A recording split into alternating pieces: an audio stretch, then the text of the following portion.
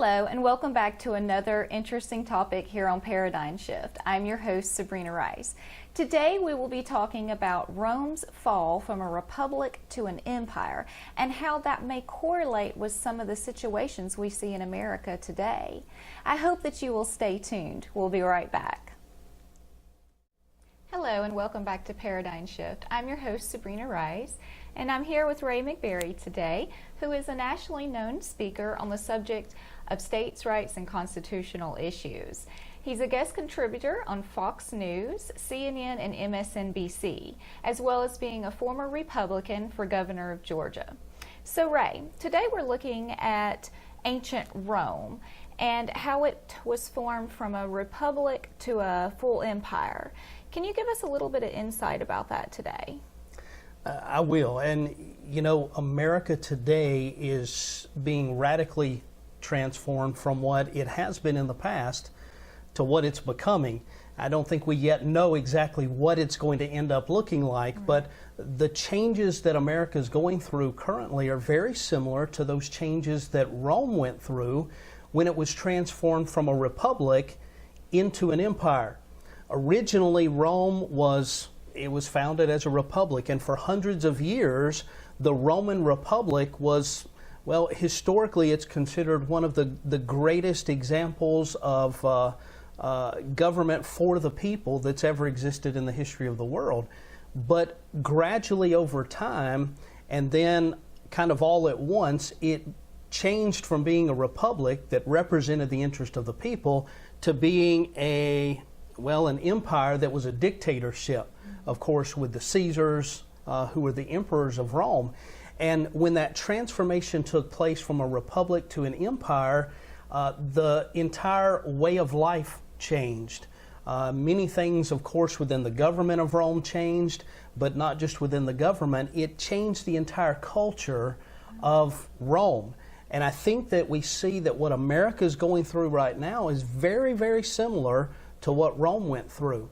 Initially the Roman government was a republic.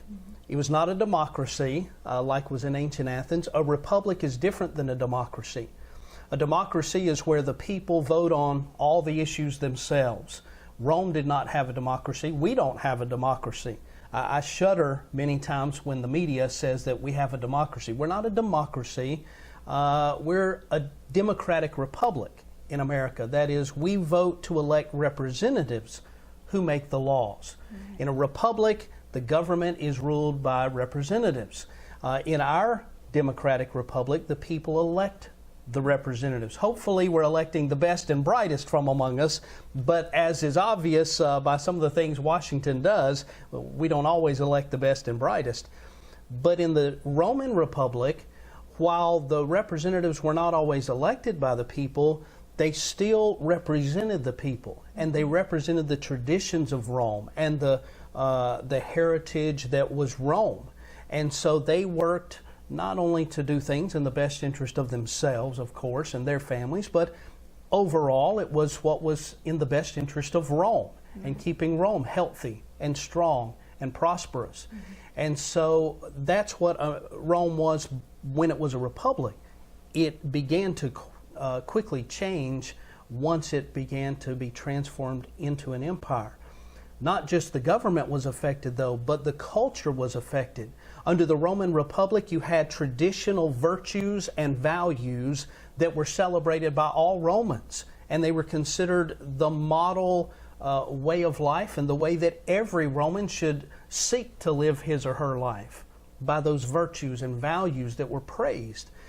When it became an empire, though, all of those old traditions were thrown out the window, as well as the way that anyone was praised for being virtuous. That became not quite as important as being successful, getting ahead. Mm-hmm. I think we see that changing in American culture today as well. And all of those things quickly changed once Rome took the step to become an empire. I think in America, the cultural changes we see, as well as our political changes, are beginning to move us in that same direction. Okay.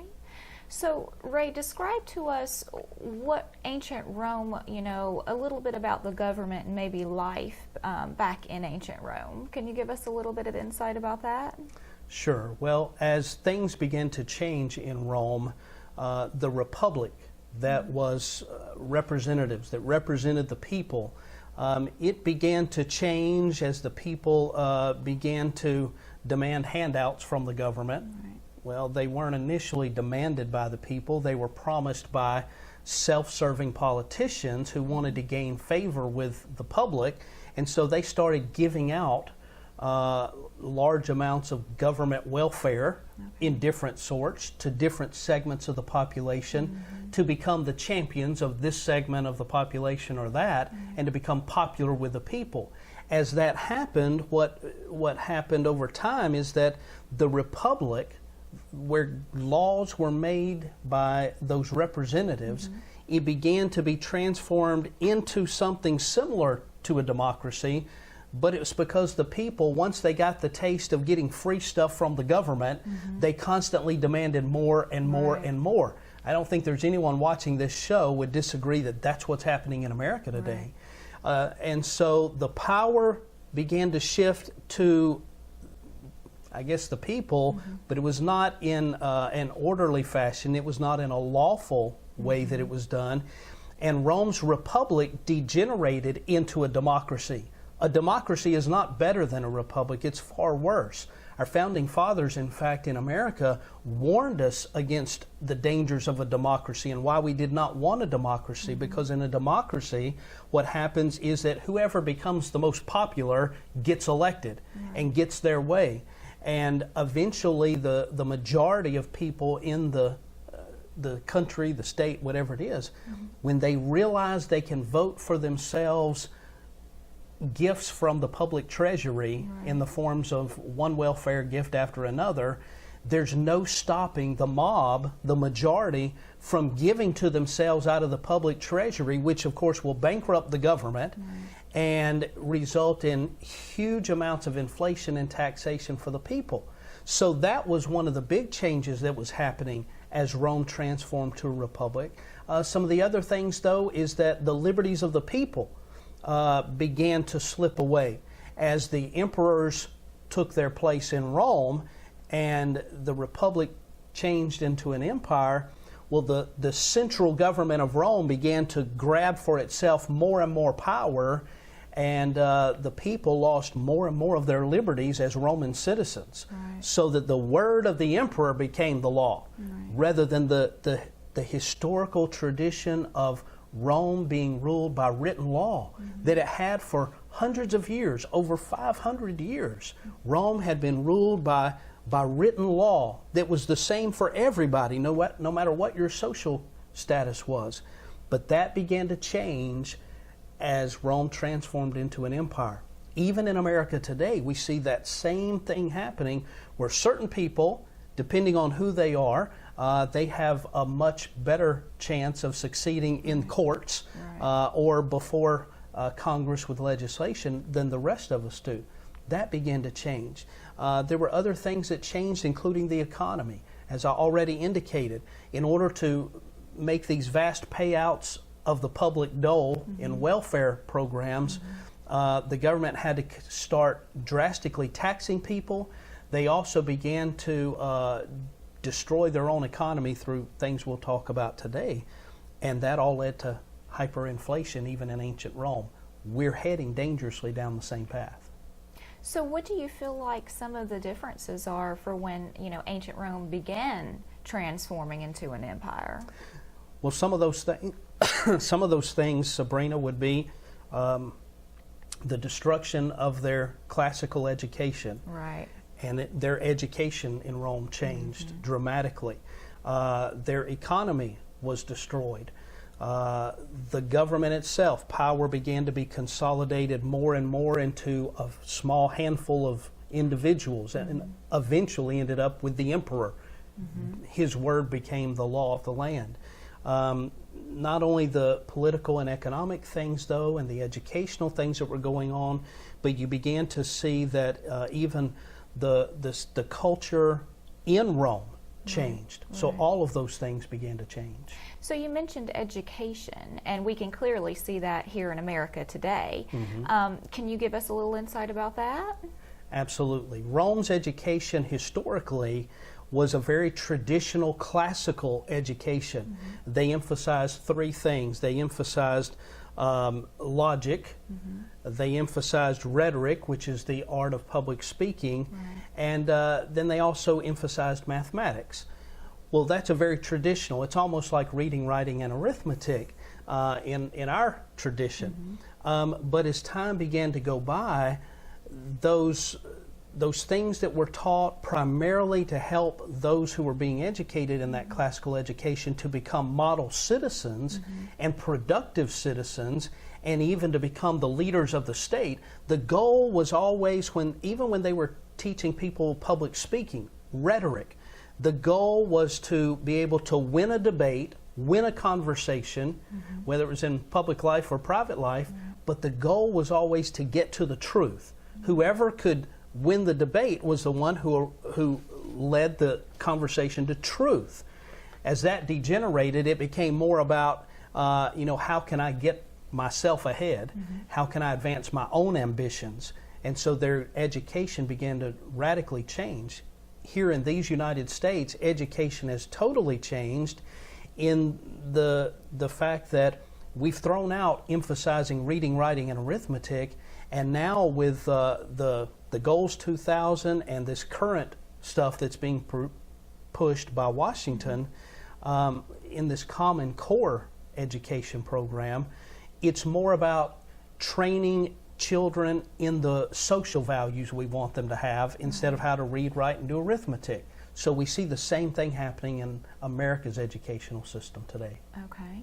So you've listed about 7 different, steps or ingredients to a Republican, the Rome Republic being transformed into an empire. Right. And you've mentioned a little bit about education and its comparison to what we're experiencing here in America. Do you feel like that our economy seems to be on the brink of that change at this time? Yes, there are some stark similarities. Again, the economy of Rome, in 2 specific ways, very much mirrors what's going on today. First of all, in order to pay for all of those government programs where the majority began to demand more and more welfare programs to be given to them, Rome began to, number one, more heavily tax the people. And we certainly see that going on in America today. The middle class is being decimated by taxes in America. And we're not just talking about income tax, because we can see that on what's withheld from our paychecks. But there's a tax for this and a tax for that, a tax for this. I think the list is somewhere around 40 different taxes that we pay every year, whether we realize them or not. So taxing the people to excess. The second thing is that as Rome began to have this need for money to pay for all these programs, the government started doing something that our own government has been doing for 100 years as well. It's called debasing the currency. We use paper money, so that means every time the government prints more paper money, it makes the paper money you and I have in our pockets worth less. That's inflation. But it's a way of the government creating new money for them to spend. But it makes our money worth less. So it hurts the people in the long run and devastates the economy.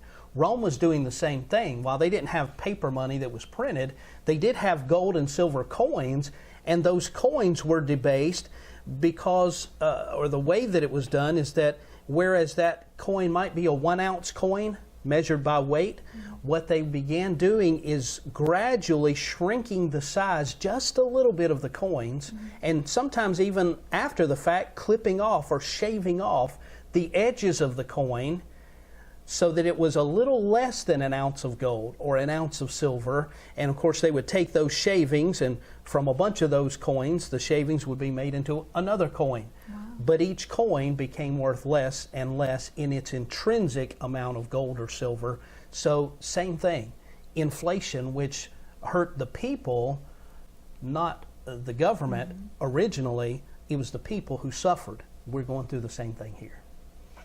So the third step that we see is something that you've been talking about for decades, Ray. Can you tell us how maybe that compares to America today? Absolutely. Well, you know, the power in Rome began to be consolidated from the outlying provinces to the point that Rome, the central government, the national government, if you will, became all-powerful. Whereas the provinces were generally allowed to retain their autonomy, their self-governance to a large degree. As Rome became more and more of an empire, the people in the individual provinces had less and less say in how their own province was run, let alone the empire. And Rome began to appoint the leaders of each province. It was handing out political favors to whoever helped you get to your place. Well, you helped them get a place of governing in their local province. And so what happened is the people were more and more controlled by Rome, the central government. In America, of course, in these United States, the states' rights has been totally eroded, even though it's still in the Constitution, to the point that the states basically are forced to bow down to the federal government and do whatever the federal government says. That is, until we finally find some governors and some state legislatures who will stand up to Washington. So far, we haven't had too much success in the last 150 years. Wow. So we're definitely seeing a lot of similarities here. Absolutely. Well, great. When we come back, we will talk about more about how Rome went from a republican and transformed into an empire. You won't want to miss this. We'll be right back. Hello and welcome back to our show Paradigm Shift. I'm your host Sabrina Rice, and today we have a very interesting topic about Rome's republic fall into an empire. I'm with your star of the show, Ray McBerry, today, who's going to give us a little bit of insight about that. So Ray, the issue of immigration today has become one of the most talked about conversations. How do you feel that that might relate to our topic on today's show? Well, as Rome was transforming from a republic to an empire, because of all of those government policies and economic policies that we talked about in the previous segment, there was this growing need for more and more money to pay for all of these things. And so Rome had to constantly keep growing and expanding in order to have the workers and the money and the soldiers to keep this whole thing going. Right. And so that's why the Roman Empire kept growing larger and larger and larger and encompassing more and more land area and more very different peoples, vastly different in their cultures as they expanded. America's going through the same thing. The whole discussion we're having now about the amnesty for over 10 million illegal aliens here in these United States, and having open borders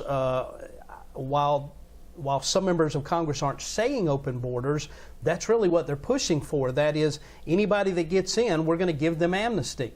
And some of them really don't want us to build a wall on any of our borders. They really want open borders because they want to constantly be able to get this influx of cheap labor, that is workers, and then once they're here, be able to tax them to get more money, and then also be able to funnel them into the U.S. military for soldiers. It's the same thing, Sabrina, that Rome went through in order to keep their bad government and economic policies going. They had to constantly have more and more. So they began to take in all of these different peoples that were very, very much unlike Rome, very different cultures, very different traditions. It's the same thing happening in America. America was founded upon the Western European culture. And today we have people coming from so many diverse places. There was a day in time up until really the 1970s when America allowed people to come from other places besides Western Europe, but in much smaller percentages of the legal immigrants that were allowed into America. Now America has intentionally flipped that on its head. A much smaller percentage of American immigrants that are coming here legally anyway are allowed to come from Western European countries, which is our background culturally, and they're bringing in large percentages of people that are from totally different cultural backgrounds that do not share our culture, our language, our institutions. And so America's being radically changed culturally, just like Rome was. And it's all because we've got to have cheap labor, more taxes, more people paying taxes, and more soldiers to be cannon fodder for our wars of empire around the globe. It's the same thing Rome went through. And mentioning soldiers, military is a huge part of it, especially, in the history of ancient Rome. How do you feel that relates to, what we're experiencing today? Well, Sabrina, Rome kept expanding to bring in more and more of those things it needed. And more of Rome's wars were not defensive wars or wars to protect allies that they had treaties with. They were wars of offense to gain and expand new territory, to bring in more people to pay taxes and serve in the Roman legions. And so more and more Rome's wars became wars of offense, not defensive wars. And we know as a Christian people that the justification of wars, there is such a thing as a just war. If you're being attacked, whether it's you personally or as a nation, you have a right to defend yourself, to defend your borders, your interests, your people, your property. But wars of offense can have no rightful justification. And so what we see in America is the same thing. For the last 50, 60, 75 years in America's history, maybe we could go back to 150 years. America's wars, in large part, have been offensive wars because we've got to keep the empire growing to pay for everything. And going back, I know that, we've all heard of the phrase bread and circuses. Can you give us a little bit about that and maybe, how we're experiencing that today? Sure. The Roman emperors promised the masses of people in Rome bread and circuses because the people were largely unemployed. The economy was in the dumps. And to get their minds off all the economic problems there were and all the cultural problems as the values were changing in Rome, to get the people's minds off all these negative things that were going bad, that was changing what Rome had always been, they had to get the people entertained and occupied. So the government started just giving out huge amounts of bread on certain days of the week or days of the month. The people in the city of Rome were just given free food by the government to appease them. In honesty, because many of them were starving. They were hungry because the policies of Rome had failed. There were so many that were out of work, couldn't feed themselves, so many problems. And then circuses. The gladiator games, of course, where not only people were killed in the gladiator rings, but animals as well. And this destruction of their culture further perpetuated by the government promising bread and circuses to keep the people fed and entertained in order to keep their minds off what the government was doing. More and more we see that exact thing coming out of Washington. Wow. And but with Rome being such a powerful, becoming such a powerful empire, there had to be another ingredient in it. Do you feel like that ingredient is present in America today? Tell us a little bit about that. Sure. The missing ingredient to hold it all together, Rome decided, was to have a universal religion for the empire. A religion that everybody in the empire could feel like they had a part in. And of course, the people that made up the Roman Empire by this point were so vastly different. They had different languages, different cultures, their own different religions and ways. So the people of the Roman Empire were so many different kinds of people. Emperor Constantine, early in the 4th century, decided he was going to create a new religion for Rome that would be a universal religion that everybody could relate to, no matter where they lived in the empire. So what he did is he took bits and pieces of all the different pagan religions throughout the empire, pulled all of those together and created one new religion, and then gave all of those different rites and rituals Christian names, and declared Christianity to be the official religion of Rome. Now, it would be several years later and several emperors later before it became the official legal religion of the empire, but under Constantine, the process began. And Constantine, I'm sorry to say, was able to find a Christian pastor in Rome who was willing to basically apostatize from what the Bible taught in order to gain the power and prestige of being the emperor's right-hand man in creating this universal religion. And that was really how the Roman Catholic Church was formed. There are a lot of people that are watching this that have undoubtedly never heard that, and maybe even some of our Catholic friends that are watching that have no idea that's where the Catholic Church originated. But that was why Emperor Constantine created the Roman Catholic Church. In fact, the word Catholic means universal. It's the Roman Universal Church. And that's how it was created. And it was because he believed, like many other leaders throughout history, that religion could be used to control the people. And so Roman Catholicism was created as a branch of the Roman government to hold the empire together and try to prevent all these different people from rebelling and splintering off. It was their attempt to hold together. In America today, I think we could make the case that Washington, the federal government, has created its own universal religion in which it's trying to make all Americans be part of as well. Here, it's not Roman Catholicism, it's not Christianity, it is secular humanism, atheism, humanism. If you look at the way that Congress makes its laws today and the courts make their rulings today, anyone who repudiates religion, Christianity, Islam, Buddhism, anything, anyone is required to repudiate religion in order to benefit the public good. So this religion of secular humanism has become America's religion of empire. That is so very interesting, Ray. And not only are we getting a history lesson, but we're learning the facts and the truth about Hopefully things. so. You know, but with Rome and the fall into an empire, how can we break this pattern from America today? Rome went through the same cycle that many civilizations have, and I fear that we're going through it as well, where at the top of the cycle, the people have a representative form of government like Rome's Republic, government ruled by laws. There's law and order. The people are prospering, they're doing well.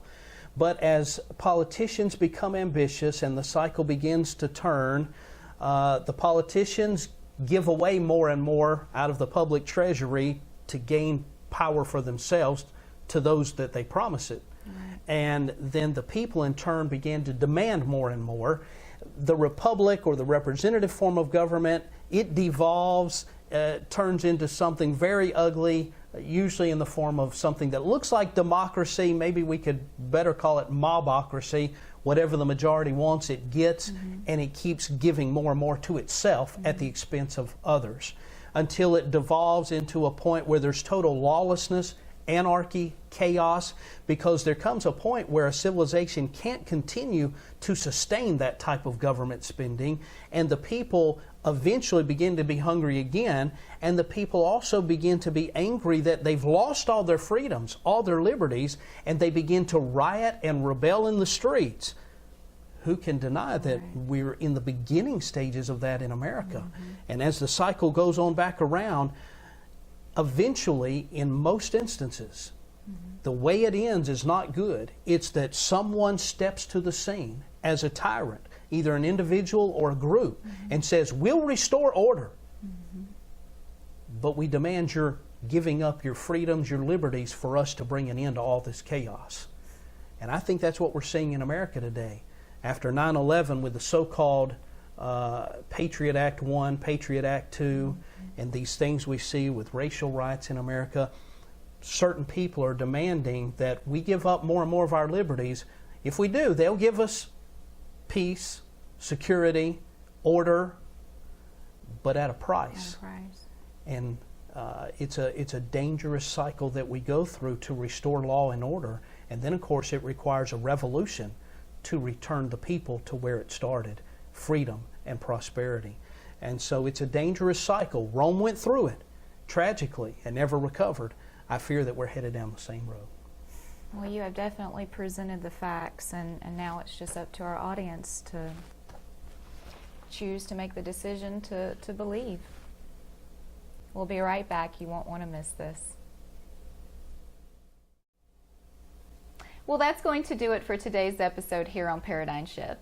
I bet you know more now than you did before. And if you want America to change its course, hopefully it's not too late. Remember, the truth shall make you free. Until then, I'm your host, Sabrina Rice. See you next time.